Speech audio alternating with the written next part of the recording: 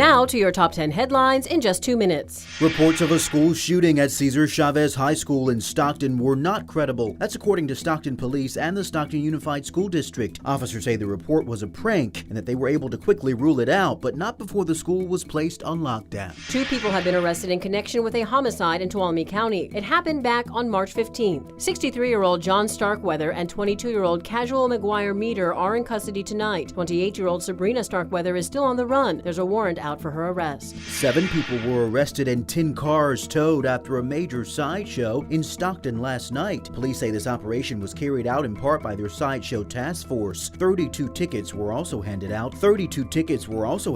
And 1 gun was seized. Sacramento Police's enforcement team says they've recovered more than 60 guns and more than 50 pounds of crystal meth over the last month. Some of the operation was conducted through traffic stops and others were done by searching homes. The department says investigating gun crimes is a top priority. President Biden and Canadian Prime Minister Justin Trudeau met today to discuss issues including immigration. The leaders agreed to close a loophole that allows asylum seekers to stay in Canada or the U.S. if they cross the border at an unofficial border crossing. It's a change Canada has been pushing for, more than 40,000 people making unofficial crossings last year alone. A judge has ordered former President Donald Trump's former Chief of Staff, Mark Meadows, to testify in front of a grand jury in connection to the attack at the Capitol on January 6. The former president has tried to claim executive privilege to prevent aides from testifying. ABC News reported last week a federal judge rejected that claim. A snowmobile rider was found 1 mile away from their sled by Nevada County Search and Rescue last night. The team says they found the sled in a snowy drainage ditch and found the rider 1 mile later after following their footsteps. Thankfully, they were alive and well. There's now a fund open in Placer County for small businesses who saw losses due to fire or smoke from last summer's mosquito fire. Businesses can apply for up to $100,000 and must prove they lost revenue between 2022 and a year before. The Department of Water Resources says Lake Oroville is fully recovered from 3 years of drought. The lake level has increased by close to 200 feet since December 1st. This intersection in front of the arena in downtown Stockton was painted purple today ahead of the Stockton Kings trip to the G League playoffs. The Sacramento Kings farm team played their final regular season game at the Golden One Center earlier today.